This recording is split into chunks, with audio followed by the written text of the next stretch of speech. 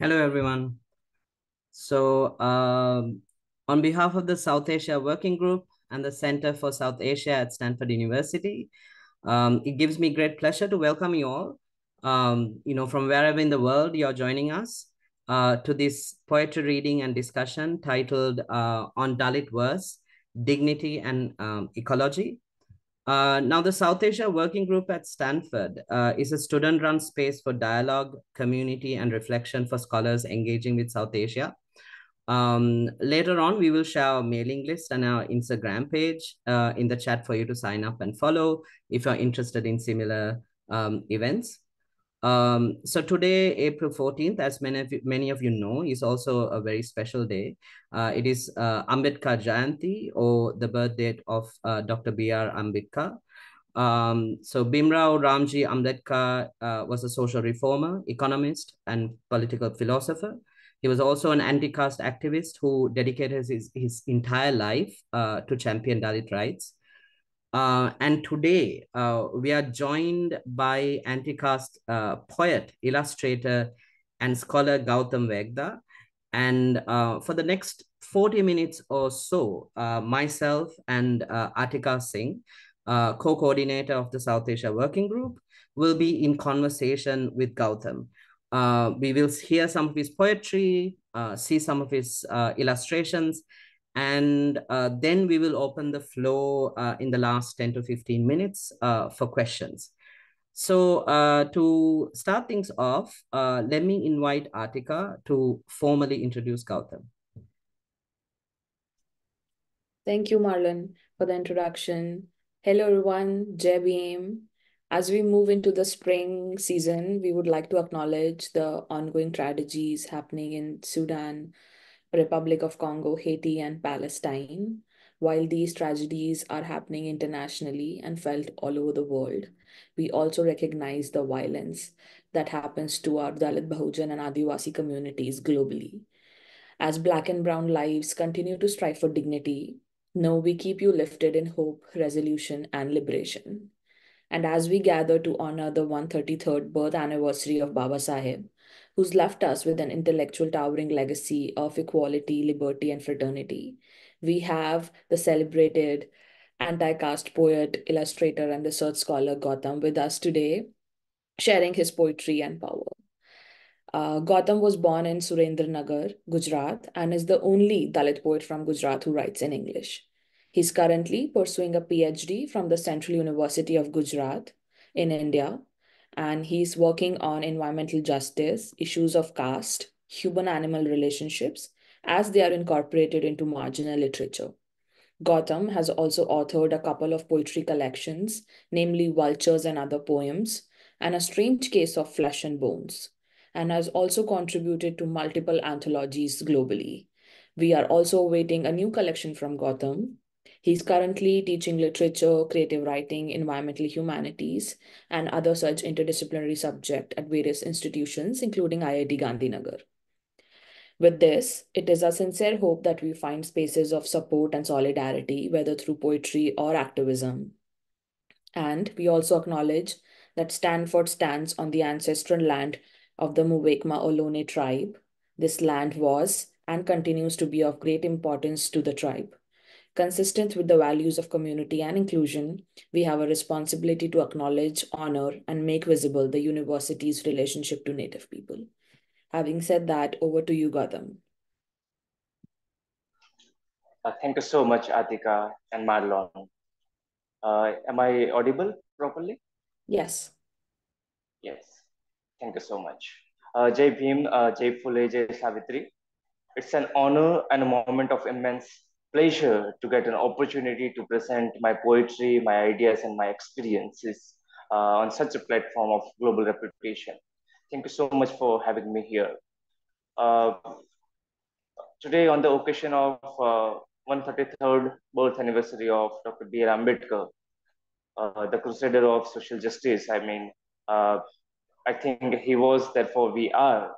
And therefore, we'll be talking about different ideas like discrimination, anti-caste poetry, like through anti-caste poetry, like discrimination, injustices, subjugation, segregation, and so on and so forth.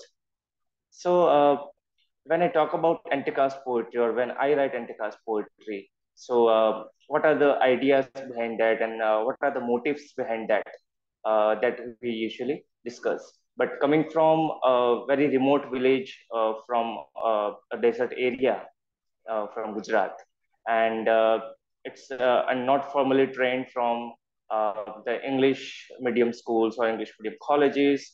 I started to study English only after my masters, right? So only like when I enrolled in masters. So it was very much difficult for me also to acquire a language, and to uh, and to articulate poetry, a powerful poetry in English, and to represent my underprivileged underdog society on the way to empowerment. Now,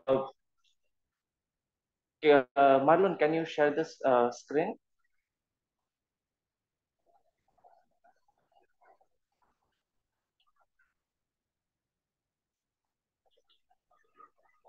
Yes. So thank you so much, Marlon. So it has titled with, I mean, I decided to study black holes. I was offered a manhole, right? On dignity, on Dalit Verse, dignity and ecology. I mean, I usually write from the perspective of Dalit ecology. My major works are around that area. My first book was Vultures and Other Poems, right? So why do Dalits talk about vultures?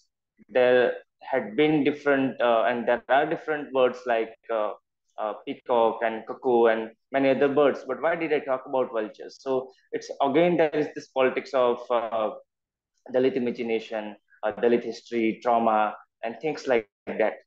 So keeping this in mind, my major works are around Dalit ecology, Dalit environmentalism, environmental justice, and and caste relationship with that. Okay, so uh, then can you shift to the next slide, Marlon? Yes, intersecting poetry and art. So before I talk about the intersection of Dalit poetry and Dalit art, I'll I'll talk about what is anti-caste poetry.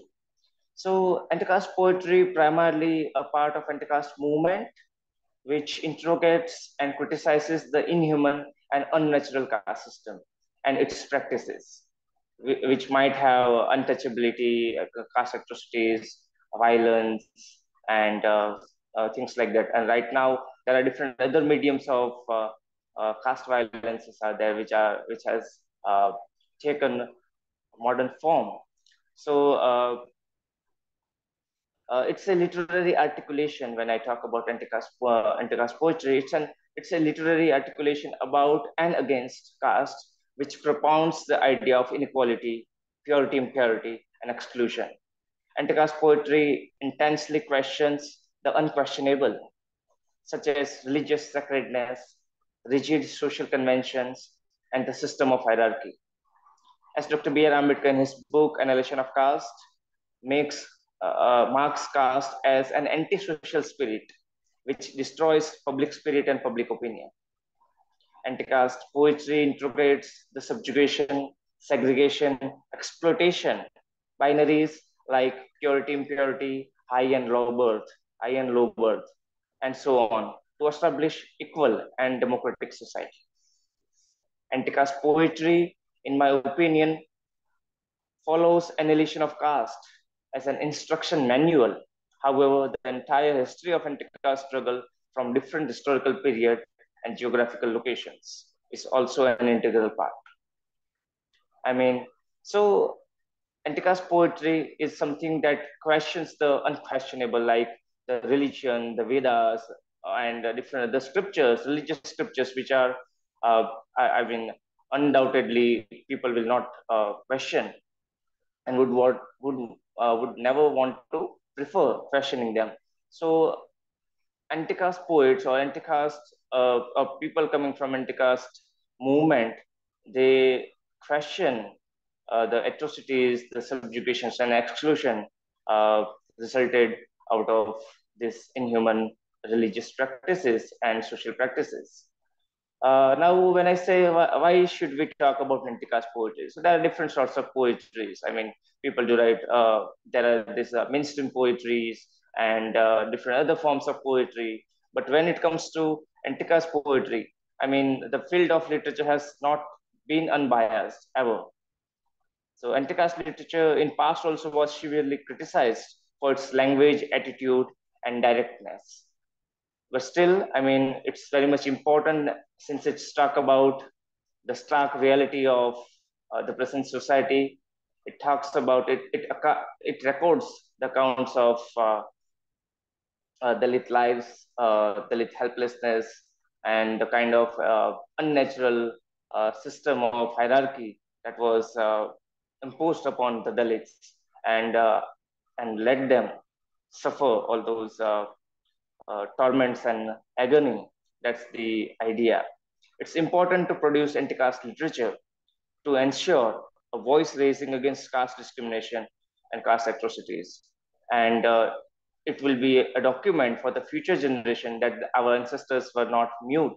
Our ancestors were not silent, even if the even if the even if the level of oppression was so severe, and and still uh, the poets, the people, the community from the underrepresented class, they kept on speaking against all those injustices. That's why it records the accounts of contestations and testimonies to continue the struggle. Anti-caste poetry is the record of Dalit resilience, resistance, exclusion, subjugation, and empowerment. It's an alternative voice for the rigid social religious system which, which has been indubitable. It also produces an alternative history to question and negate the previously formulated narratives and the Dalit Bahujan around the Dalit Bahujan communities. I mean, the history which considers us impure, low, and things like that. I mean, our anti-caste poetry or anti-caste poetry, in its very strict sense, rejects and negates the idea of this imposed portrayal of the Dalits. So, what happens when Dalit poetry and art amalgamate? Again, poetry and art were before also very much dominated by the the people from the upper caste people and the people from the elite background, and also art and Dalit poetry are something which was never be like which will never be allowed to be produced by the Dalits and coming from and those who come from the lower caste communities and so-called lower caste communities, or the Shudras for that matter. So when we choose to amalgamate Dalit poetry and art, so it will intensify the fact. I mean, art has an ability to even appeal to those who do not read, who cannot read. So visual representation as well as the textual representation will in together work to raise voice in its visual form or in its textual form against all those injustices happening around. So the intersection of ecology when I talk about and anti-caste poetry, when I also try to amalgamate both. I mean, Dalit literature, Dalit issues, even the previous histories of Dalit writings, if you look around, or the different anecdotes that are revolving around the Dalit history, if you see them, you will be able to realize that there are uh, symbols that the Dalits have used, the symbols of ecology. They might talk about vultures, they might talk about water, they might talk about land, they might talk about different plants, different animals, they might talk about pigs and dogs and a porcupine and different symbols like this. So they are not very spontaneous. right? So it has some idea of the traumatic past. I mean, the Dalit imagination will revolve around, or these symbols might revolve around, and mostly revolve around the Dalit imagination of poetic articulation, where we usually see that such uh, such ecological symbols, they are being inculcated, they are being repeatedly emerged.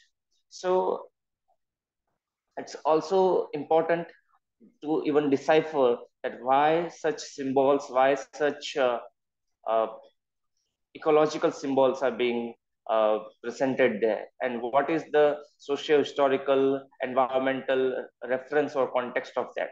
So it will have a special reference of Dalit ecology, right? So we'll also try to look at it. So now I will try to uh, make my point by saying like how, I mean, caste determines in India the distribution of natural resources, right? Who will own the land, who will have the monopoly over certain animals. Like in Gujarat we have horse, so if you ride on horse, people from the especially Rajput community will come and will beat you up saying, okay, you cannot ride the horse, because horse as an ecological element. So access to it is again the question of access to natural resources, natural elements, and ecological elements. But who holds it, and how caste determines the distribution of natural resources in India? So that's my basic argument in this. So we'll look at different poems and we'll try to see if I mean how my poems to talk about ecology and anti-caste poetry. So can you, Marlon, shift to the next slide? Okay, so this is the poem I have written on Mahar Satyagraha. So it's on the idea of hydrophobia, right? And the disease of rabies. So I do talk about how Dalits were not even allowed to, and Dalits themselves were fearful of being around the natural water reservoirs, where they naturally they have this fundamental rights to have water, but it's to have hydrophobia. It was not hydrophobia, but it was the phobia of caste, that people might beat them up, people might kill them, people might uh, attack them, assault them. So this particular poem starts with: the dog of the caste system with rabies gnawed the legs for centuries, leaving the rest of the body unharmed, and later infected the whole body. The dazzling light of knowledge used to panic me due to rabies disease. I used to wander unconsciously. I was numbed to insults and torment. I used to feel dizzy. So these are the symptoms of rabies. Uh, but the biggest pain was hydrophobia. Yes, hydrophobia, the fear of water, the terror of not being able to drink water from the wells, step wells, and ponds I dug.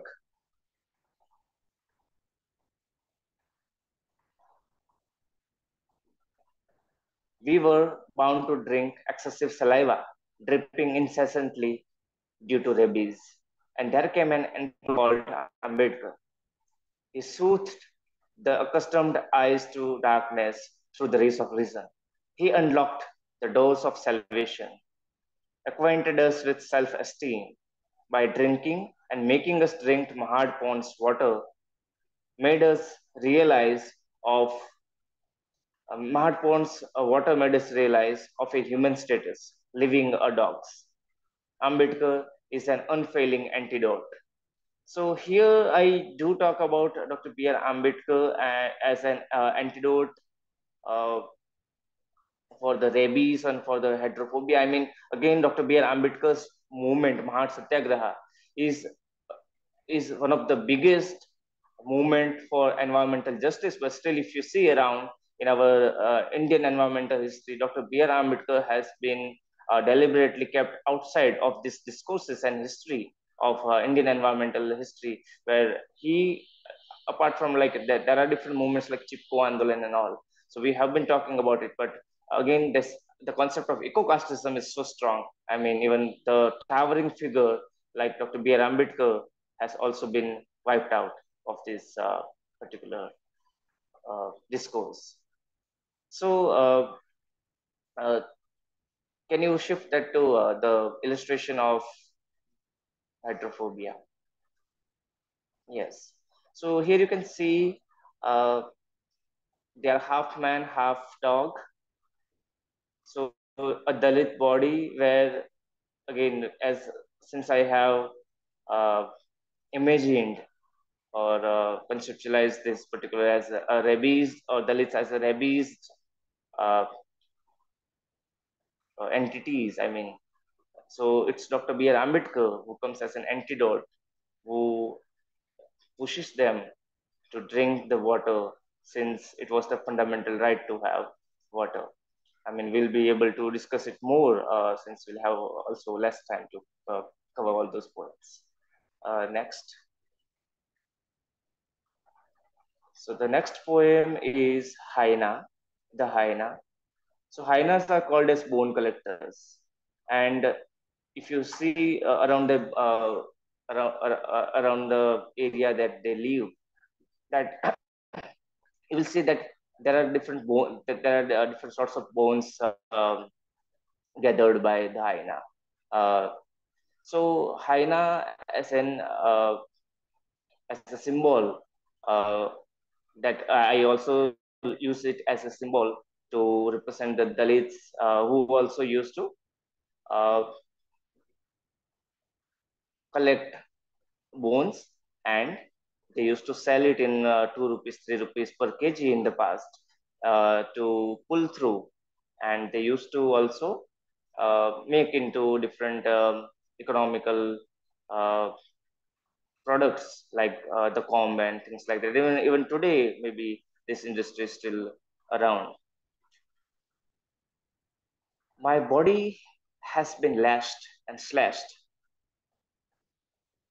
Cicatrix still subsist in the shape of stripes and spots as if a hyena. Every day a new star emerges. Our fault was to demand our share. Was that iniquitous? Hurling our clans into nocturnal world wasn't. Hurling our clans into nocturnal world wasn't. What about constraining someone to feed on leftovers?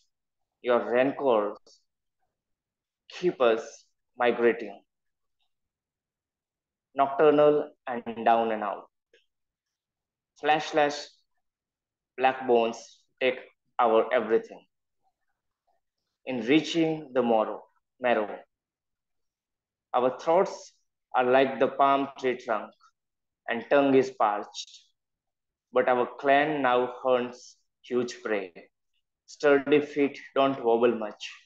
We are not bone collectors anymore. Marks won't impel us from snatching our hunk. Healing will also happen. So this particular poem, I also looked at hyenas' biological uh, details. I mean, they have different stripes. So I consider those stripes as the wounds and the marks of different wounds of atrocities. So when the hyenas are born, and especially the stripped hyenas, so those marks are not there. But as they grow, so those marks they starts to emerge, right?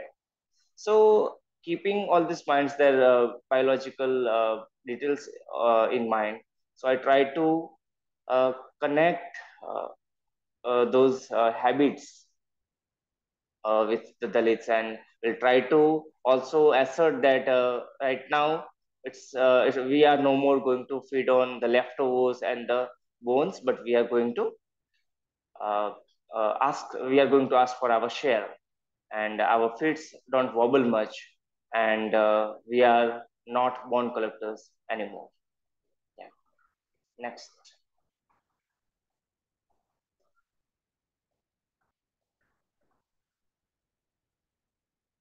The Gyps indicus is nothing but vultures. So vultures are something. They are the species of Indian vultures. I mean, vultures are something that we used to cohabit and we used to co-dine with, and we had shared a common space with them.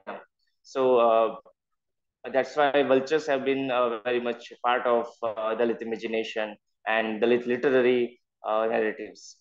My first poem or my first poetry collection was also titled as uh, the Vultures and Other Poems. So I also tried to focus on vultures and my family's direct experiences with vultures. Here the poem goes like, we started from the same starting line: fire, water, mountains, caves, wheels, tools, food, etc. Employed equally. But evolution went wrong. Darwinian natural selection, are you talking about? Or imposed evolution? Homo habilis, Homo sapiens, Homo erectus, Homo sapiens. But who imposed soaring wings on human bodies? Who made us prod our necks into motile lumps of flesh? Who poured corrosive acid in our stomach to burn even cholera and rabies? How can one evolve from Homo sapiens to Gyps indicus? We are not vultures. So why do I talk about this particular poem, and why do I talk about Darwinian natural selection? I mean, I claim that Dalit bodies have been genetically tempered. The unnatural caste professions were imposed on the Dalits. They were exposed to environmental hazards where Dalits had to eat rotten meat. They had to eat decomposing, or maybe in the process of decomposing, meat of the dead cattle. And slowly and gradually, their stomach acid was little uh, uh, it got little more corrosive that even they can uh, burn cholera and rabies like viruses and bacteria.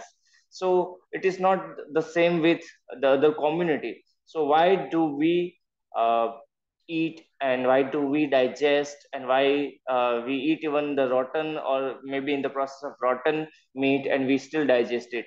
So are we turned into vultures while sharing the coexistence with vultures? Maybe we have, maybe our acid, like after centuries of same caste professions and same uh, eating habit. I mean, genetically uh, we have been tempered and mutated. So, but still, I say ki, this process of Darwinian theory. I mean, so it should be Homo habilis, Homo erectus, Homo sapiens, and we should be better. But you made us gyps indicus. You made us into vultures, but we are not vultures. We are human beings. Next, the illustration of this. Yes. So I think this is the illustration. I mean, you can look at it and you can keep your questions or maybe your curiosities in mind. But this is how is the Dalit evolution system goes. I mean, in partially challenging Darwinian idea. I mean, so it's Homo habilis, Homo erectus, Homo sapiens, and then medicine to vultures. Next.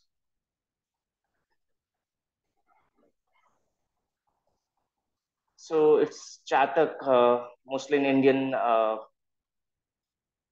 classics and Indian epics. Chatak, the Jacobean cuckoo, is very common symbol, and multiple time it is used, and it is believed that Chatak doesn't drink stored water. It only drinks water when it rains, so it directly drinks water from the rain. I crave to drink waters of the world, because again Chatak said it's not the same because it is your classical imposition. I mean, you said you don't want to drink water, but yes, I want to drink water, but since you have portrayed me in such a way that Chatak only drinks water coming like falling from the sky, the rainwater only, and it doesn't drink the stored water on the earth or in any vessel.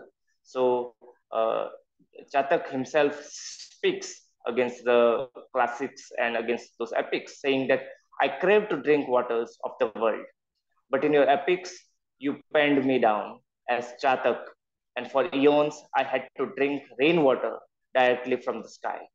Water of ponds and of rivers were carved with your name, and I was compelled to stand under the scorching sky with my beak wide open.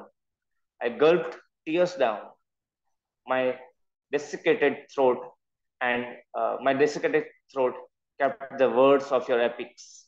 Now my tears are parched, and I can't afford sips of heat anymore. Now my tears are parched, and I can't afford sips of heat anymore. I want to sip world's ponds, rivers, lakes, and oceans, and determined to renounce your imposed portrayal. You are, you are asleep, laying grandeur of your epics on my beak. I will, in strike of my spit, shake off the age-old famine.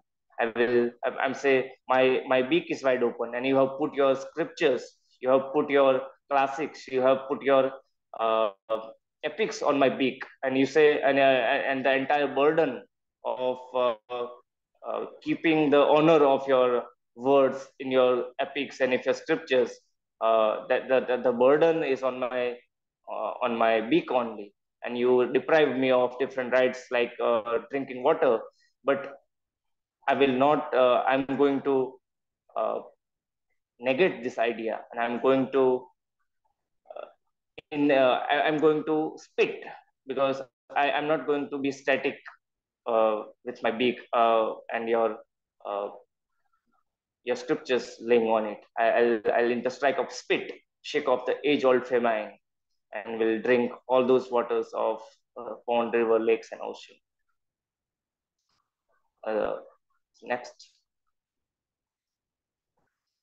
So this is the illustrations that I have put for it. I mean, with the strike of spit, the classics and epics are thrown away, and the cuckoo is free of all those burden of epics. Right. Next. Teachers.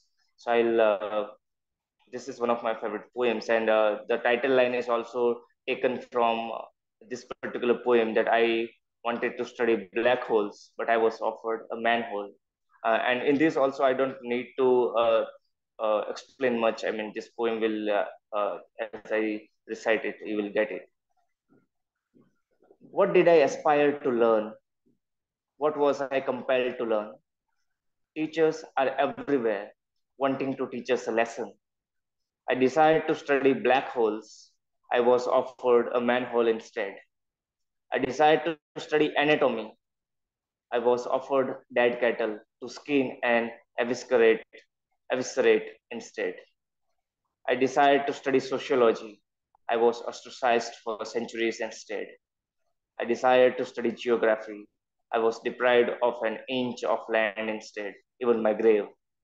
I desired to study hydroscience. My mother was offered urine to drink in front of my eyes instead. I desired to study microbiology. I was offered excreta and decomposed carcasses instead.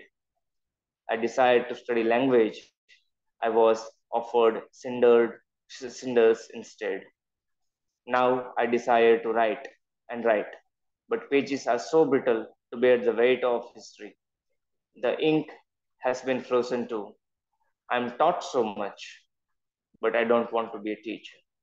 So these are the, again, historical portrayal. These are the historical, again, this talks about environmental burden and environmental hazards, that what I desired to learn, what I aspired to learn, and what was imposed upon me. So there are teachers everywhere wanting us to teach a lesson, but again, teach a lesson is in its very archetypal sense, right?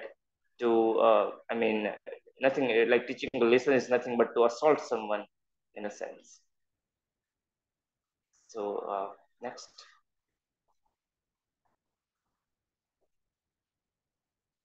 So this is the portrayal of maybe me or self as collective, someone who wanted to study anatomy or who wanted to study microbiology or who wanted to study something else, but a dead cow or dead cattle or something uh, unnatural environmental burden was thrown and was imposed upon the Dalits and the then untouchables.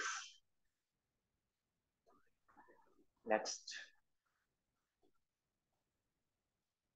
Prometheus and the eagle. I mean, you must be aware of this Greek tale of Prometheus and eagle, so I'm not going to go much into that. So it is on those who it is based on the Dalits who uh, work on morgue, and they do the post-mortem every day. They take care of. So this is again the modern form of uh, modern form of caste imposition, caste job in caste profession and imposition. So uh, only mostly if you see around in government and private hospitals, so it's only Dalits who do the postmortem and after postmortem mortem cleaning and all. So it's about that. So here the eagle or maybe the vulture represents the Dalits. Was I cursed in the same way like that of Prometheus? But did I replace him? Was the eagle replaced? If I were Prometheus, then who snuffled our fire and made our days and night entirely unlit, left us to nibble.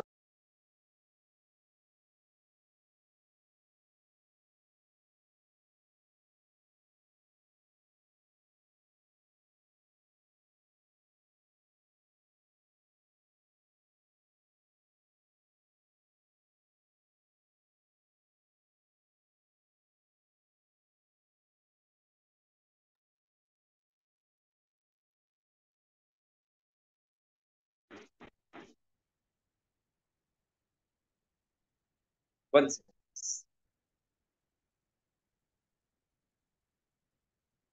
Okay. So,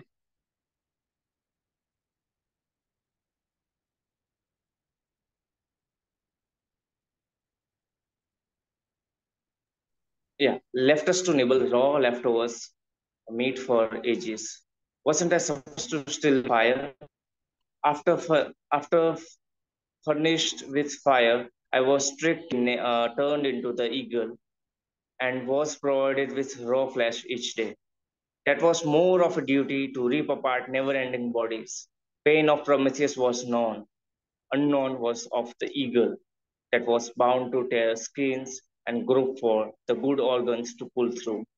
And the modern eagle of the Prometheus tale dwells somewhere in the morgue of hospital to reap human bodies, to scrutinize, to play with organs as my duty. Was Prometheus cursed or the eagle? Uh, I mean, next slide.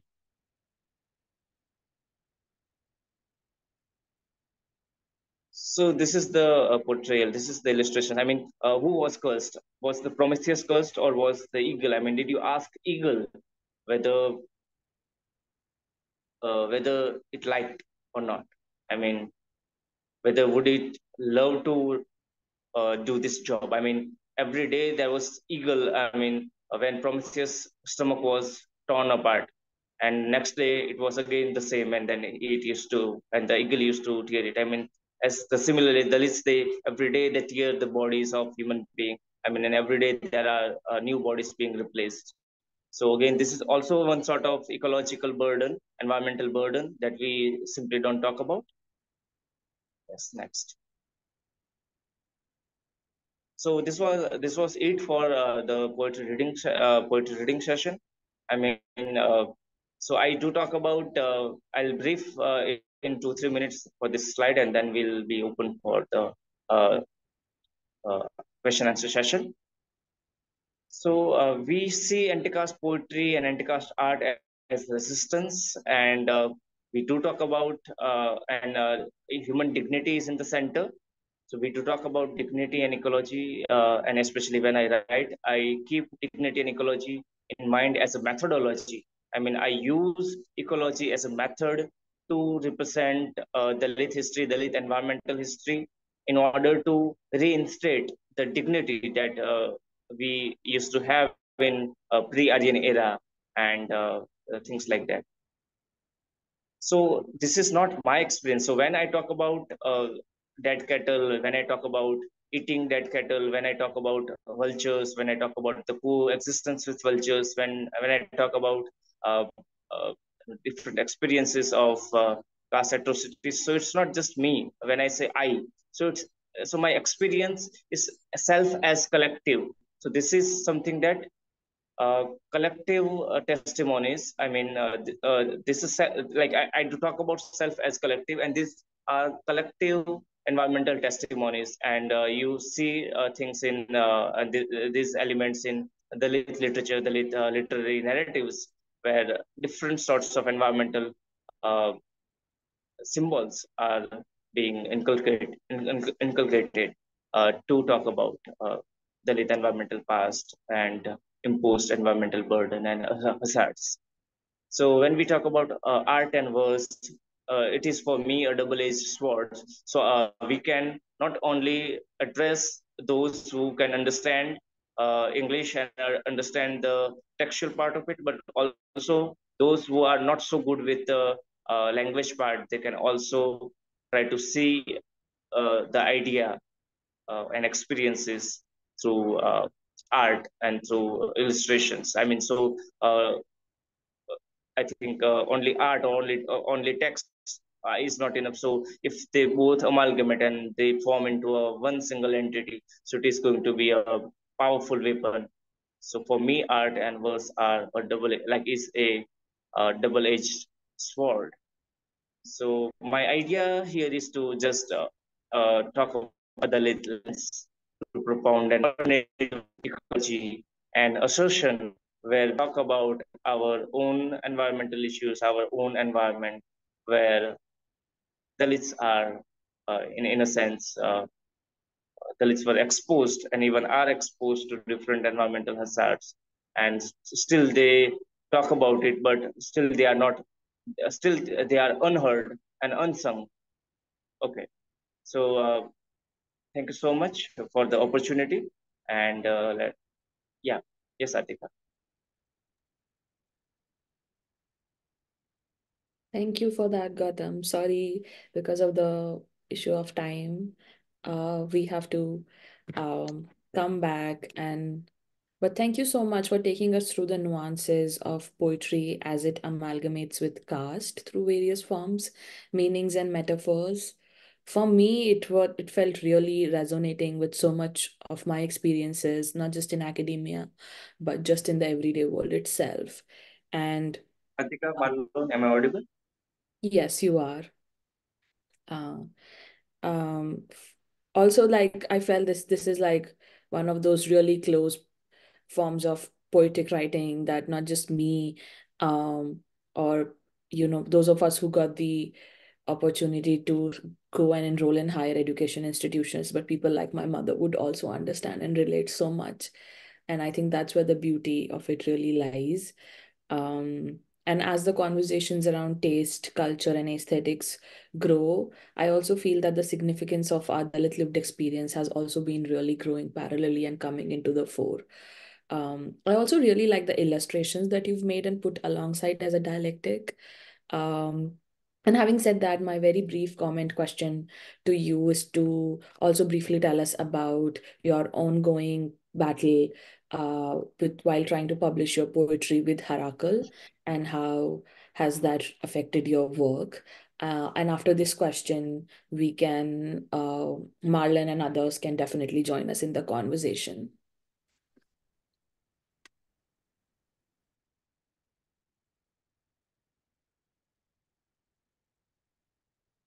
Over to you, Gautam.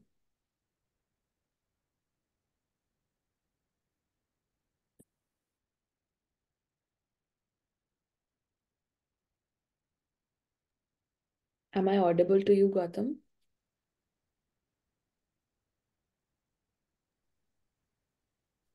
Hello, Gautam. Are you able to hear us? Or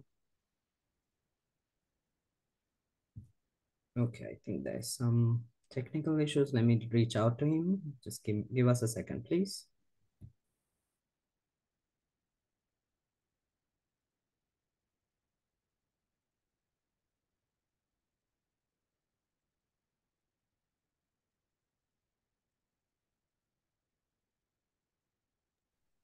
Gautam, are you able to hear us?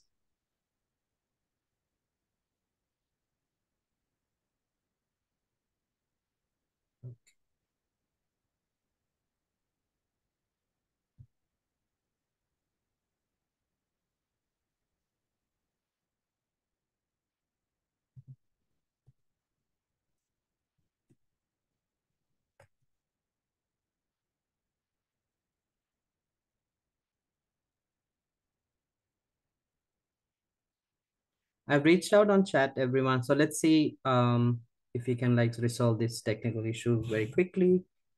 But in the meantime, please do send in your questions on the chat, and we'll try to direct them to Gautam.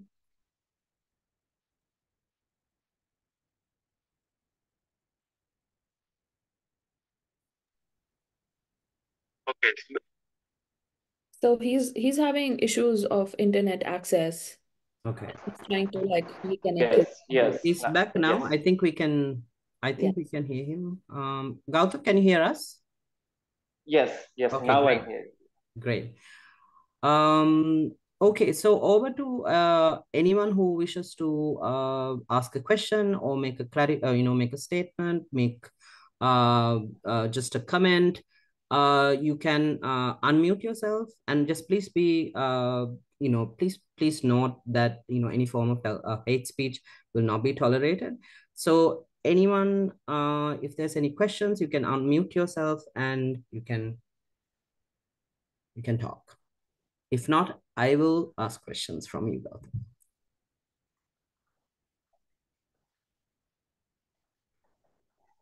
There are also questions coming in the question and answer, Gautam. If you want, I can Okay. read them for you. Yes, please. Okay. The first question is that can we say that the issues of environmental justice is limited to rural areas of India and Gujarat in particular? No, it is not like that. I mean, if you see in Ahmedabad, there is this dumping site called Pirana. There you see that the different sorts of waste is being uh, dropped there, dumped there, right? There might be medical waste, electronic waste, and chemical waste, and waste coming from different household and things like that. So when they are thrown in very mega city called Ahmedabad, and they are thrown in a kind of uh, locality where there are people who are coming from the lower caste, maybe they are from the minorities and the labor class and all. So why didn't they throw why didn't they dump the waste in satellite or different posh areas like Nagar and something like that? So they only threw it there in Pirana dumping site only because the people living around are coming from the lower caste areas, right? And the localities, and they are from the labor class, and they are from the lower caste and all. So and they're like majorly they are the Dalits and the OBCs. So it's like it's not just related to rural area, but it is very much there uh, in urban areas also. You might talk about sewage and the gutter cleaning, and also you will also be able to understand that. Okay. The next question is that do you write in your native language as well? Does this cause any problems? Yes, I do write in Gujarati as well, but I don't publish it in English. Sorry, I don't publish it in Gujarati. I publish only in English.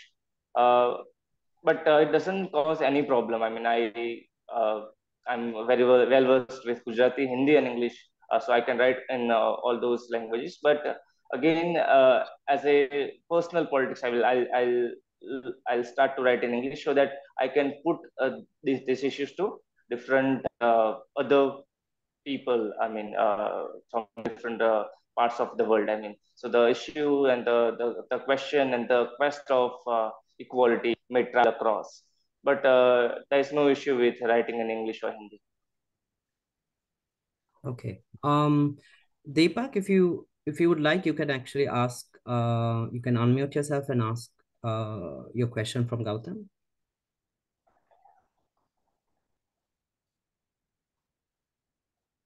If not, I can read it out.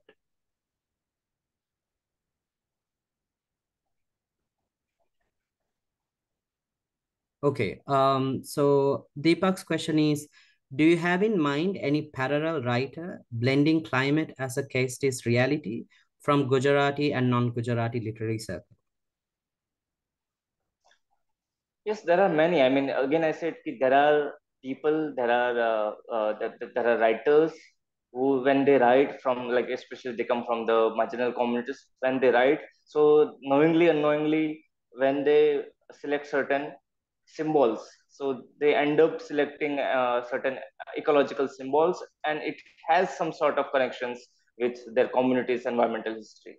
So, Om Prakash Valmiki is someone, if you read his Juthan, you will see that how they did have very close connections with pig pig rearing and all.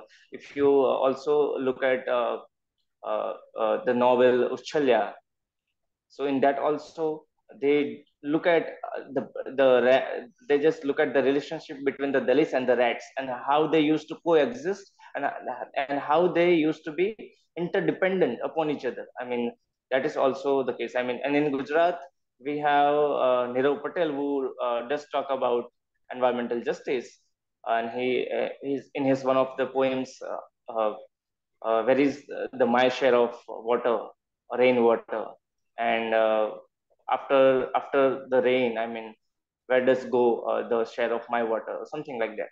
So again, the the question of water, the question of ecology, and coexistence with a selected and selective kind of ecology may be imposed and may be uh, non-volunteer, uh, non-voluntarily chosen kind of ecologies, right? Okay. We have Natubai Palmer. You have raised your hand. You want to? You can unmute yourself and speak if you want.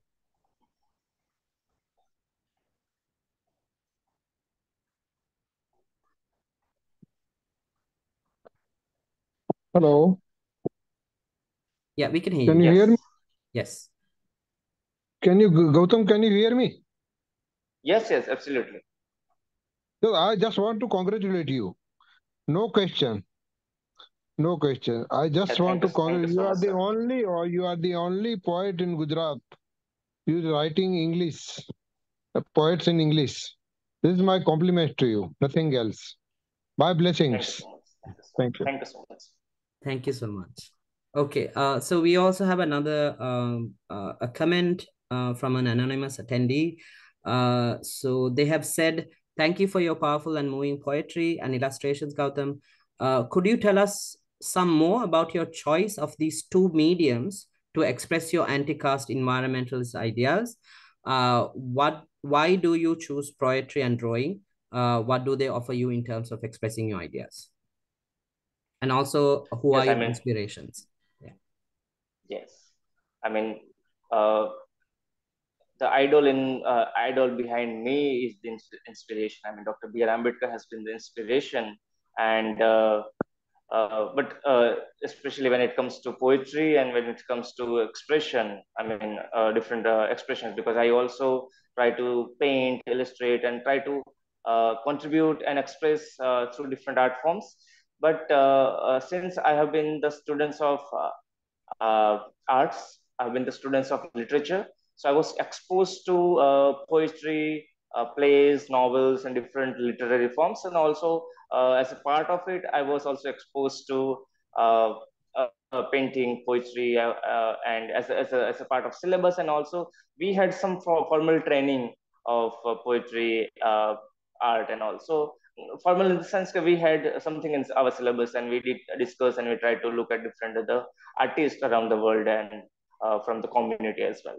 So when it comes to poetry, so Nirav Patel is someone who inspires me the most because he is the one whose Dalit poetry I was exposed to first. Namdev Prasad is someone who I can name. Like, Okay. There's one more question from Supraja. She says, "Thank you for your sharings, Gautam. I am curious how you understand poetry and literature as tied to a method of close reading alongside land, ecology, and region.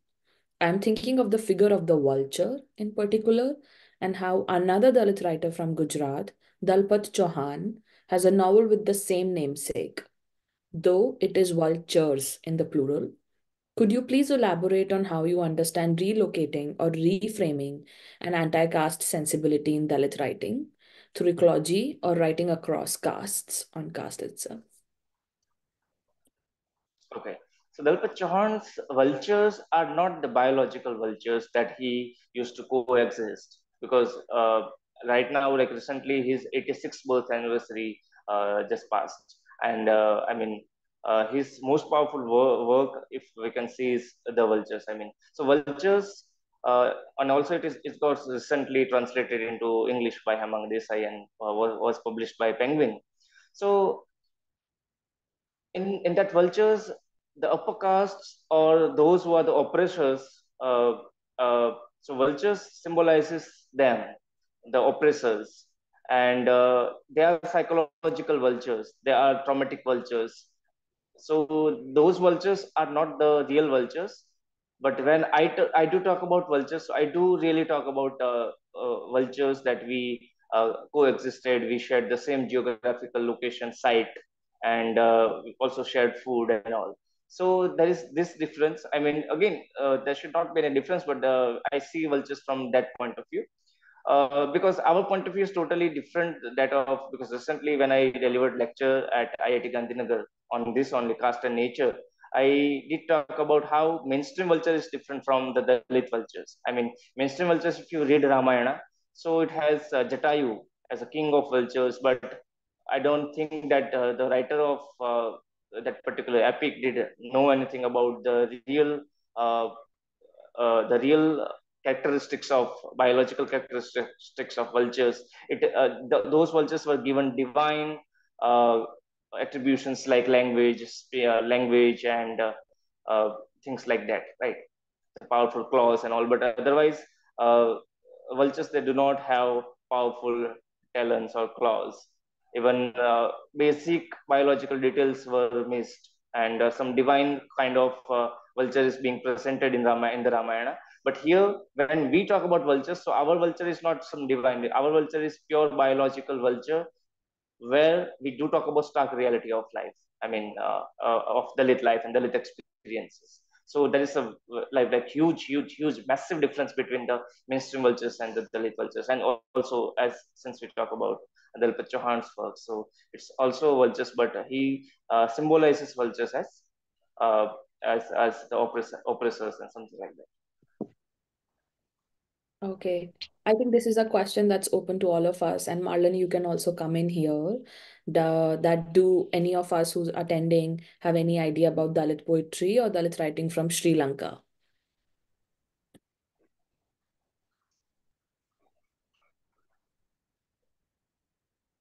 I think there are writers, there are some writers, they have talked about caste, but again, they are Dalits, and those narratives are from Dalits that I'm not sure about. Yeah, same. I think Some there are diasporic writings, yes. lots of poets who have like spoken about caste. But I'm also yet to come across anyone from those communities who have been writing poetry. But like, I mean, again, this is just from my experiences. But yes, there are writers from Japan, the Burakumin community, the ex-untouchable community from Japan also. So you might look at Kanji Nakagami. So he's also the one, he has written a lot of literatures, and he is the one who came out as the first Burakumin writer proclaiming himself, I mean, as a Burakumin, as a Dalit writer from Japan.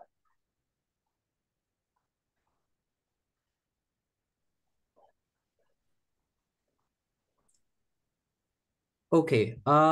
So yeah, I think it's time. This is all the time we have. We're gone about 5 minutes over, but I would like to really, I mean, I'd like to thank our speaker and anti-caste poet Gautam. It was very special to have you today on Ambedkar Jayanti and reading your poetry and obviously seeing your wonderful illustrations. And thank you also, Atika, my co-moderator. And thank you, Lalita and Mana, and everyone at the Center for South Asia at Stanford University for helping us with the logistics. And lastly, thank you to the audience for joining this discussion from around the world. I've included our mailing list on the chat, and please do follow us on Instagram for similar events. And I hope you join us for such events in the future. Thank you so much, and see you everyone. Jai Bhim. Thank you so much. Thank you so much.